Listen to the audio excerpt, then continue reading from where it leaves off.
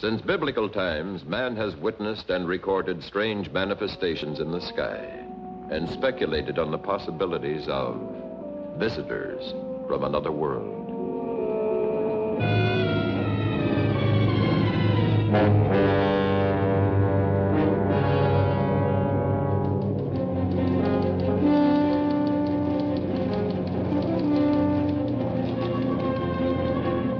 Today, from the skies of California, the fields of Kansas, the rice paddies of the Orient, the air lanes of the world, come persistent reports of UFOs, unidentified flying objects which we have come to know as flying saucers.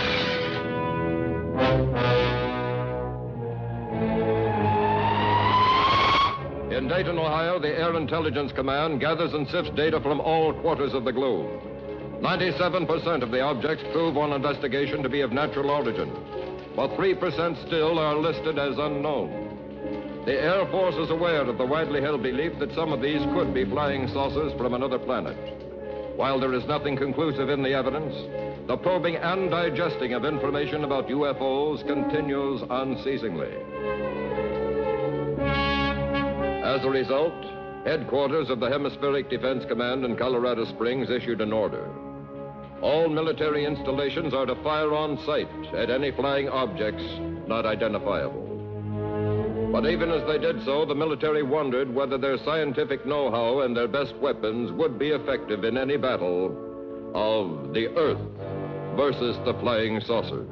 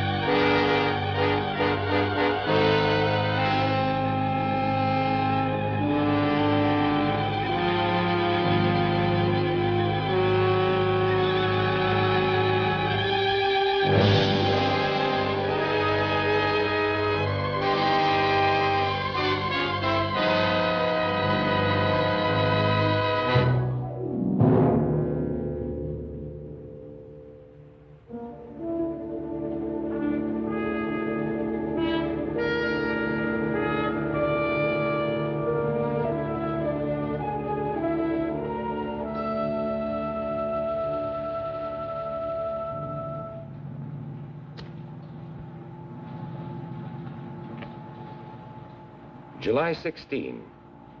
To Internal Security Commission, Ray Skyhook. Summary and progress report from Project Director Dr. Russell A. Marvin. And Mrs. Dr. Russell A. Marvin, without whose inspiration and untiring criticism, this report could never have been written. Married 2 hours, and already she's claiming community property.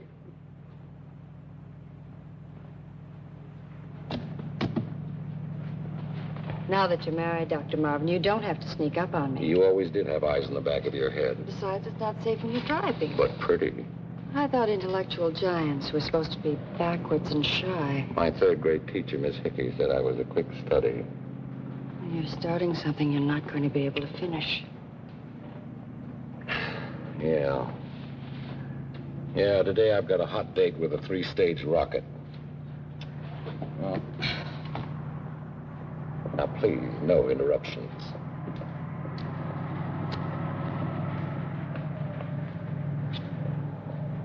Because of recent scientific advances, it is now possible to realize an ancient dream, the exploration of outer space. To prepare for this great stride forward, we are assembling data on conditions at atmospheric levels beyond those hitherto explored.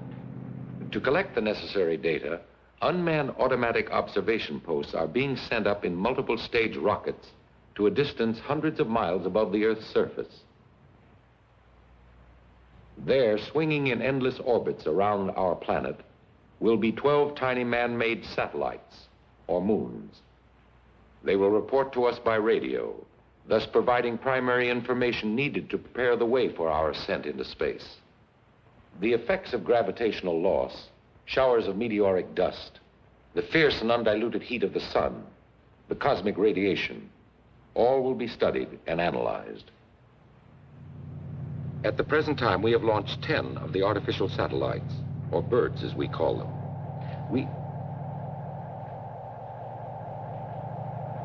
Do you hear something? Hear what?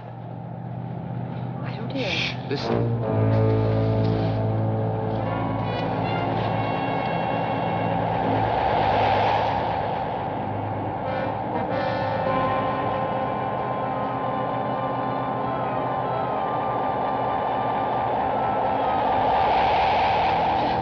Pull over.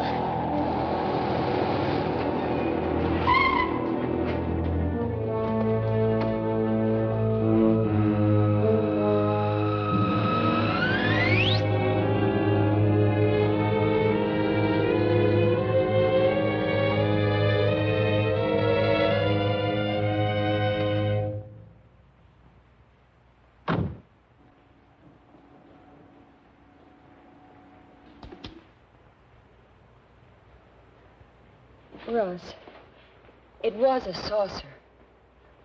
A flying saucer? Well, we saw what appeared to be a flying saucer. That's all we can say. We saw it. We heard it, both of us. What more do we need to know? Well, we have to have time to think, to evaluate this before we sound off. Let me have a light.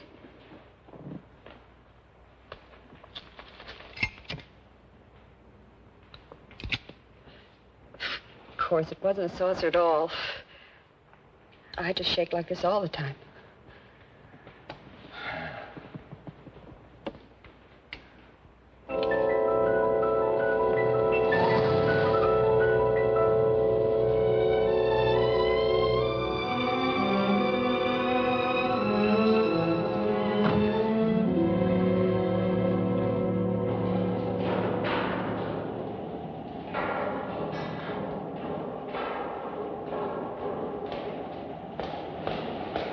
Carol, I want you to transcribe these notes for my report. Yes, boss. But there's one little thing first. Now that you're married, Dr. Marvin, the first thing you've got to learn is no more passes at the secretaries during business hours. All right. Or birds, as we call them.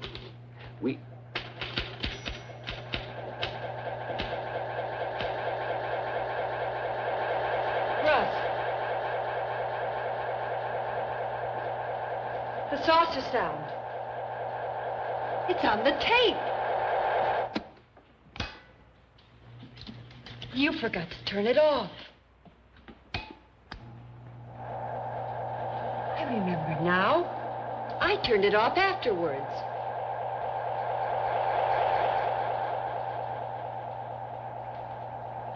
Well, that's one piece of concrete evidence. Rocket number 11 will be launched in 20 minutes. Oh, we'll leave it for now. Come on, we just got time to get to the bunker.